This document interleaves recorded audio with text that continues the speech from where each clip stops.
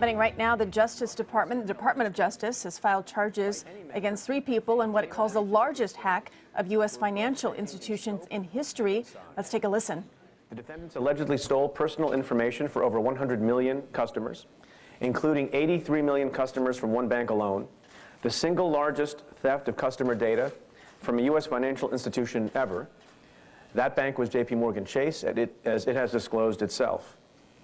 To hide their tracks, the defendants allegedly operated their criminal schemes through over 75 shell companies and used close to 200 identification documents fraudulently, including 30 false passports from 17 different companies. In our view, the conduct alleged in this case showcases a brave new world of hacking for profit. It is no longer hacking merely for a quick payout. Rather, it is hacking in support of a diversified criminal conglomerate. It is hacking to locate victims. It is hacking to spy on the competition. It is hacking to maximize profit. In short, it is hacking as a business model. The conduct alleged in this case also, by the way, may signal the next frontier in securities fraud. Sophisticated hacking to steal material non-public information, something the defendants allegedly discussed for the next stage of their sprawling criminal enterprise. And you can see that in the indictment that was unsealed. So that's the bad news. The good news is that the FBI and the Secret Service have cracked this case, and we aim to prove it in court. The indictment describes the 3 defendants. Gary Shalone was the alleged leader and self-described founder of the cyber criminal enterprise. Ziv Ornstein was his principal deputy, opening bank accounts, creating shell companies, and managing payments among cohorts. And Joshua Aaron reported to Shalone and participated in the computer hacking and the stock manipulation scheme.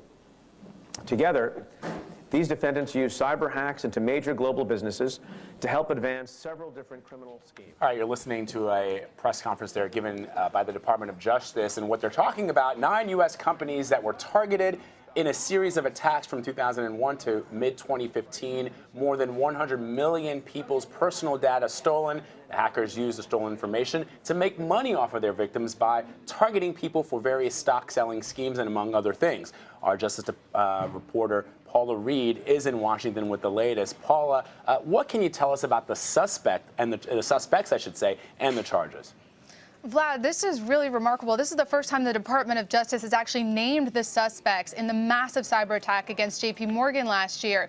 The defendants are all men, 3 young men, 2 are citizens of Israel. 1 is a citizen of the United States, and they worked out of the U.S., Israel, and Russia through servers that they either owned or rented all around the globe. Now, they face charges including hacking, wire fraud, and securities fraud. 2 of the men have been arrested, but 1 remains at large. The FBI tells us he is believed to be somewhere in Eastern Europe, and they have issued a new wanted poster for him today. We heard a little bit about the charges and also just the bigger picture here at what the Justice Department is looking at in terms of how these hackers are targeting not just individuals, but now financial institutions, Paula. So can you give us a little bit more background? I mean, where did all this begin? What were they doing? And we know that so many millions of customers were affected here. Christine, this was an incredibly sophisticated scheme that started all the way back in 2007. They started with smaller institutions and kept moving along with each success that they had.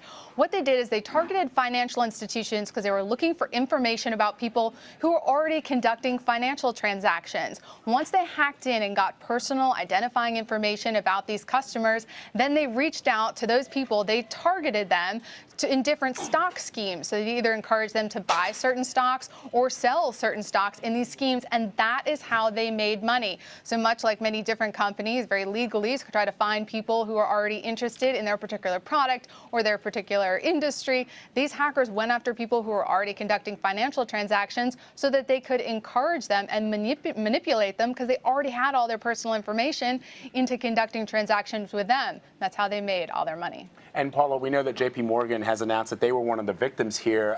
Do we know any of the other companies that were hit? I'm sure a lot of people that already have accounts at JPMorgan are going to be concerned.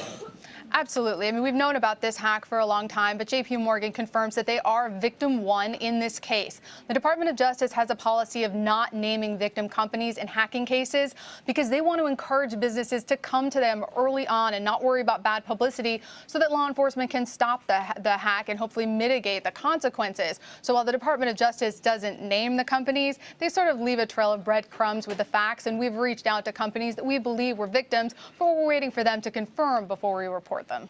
All right, Paula Reid, thank you. It's a good reminder for all consumers, really, to just really do diligent homework on any company that you decide to invest with. Paula, thank you.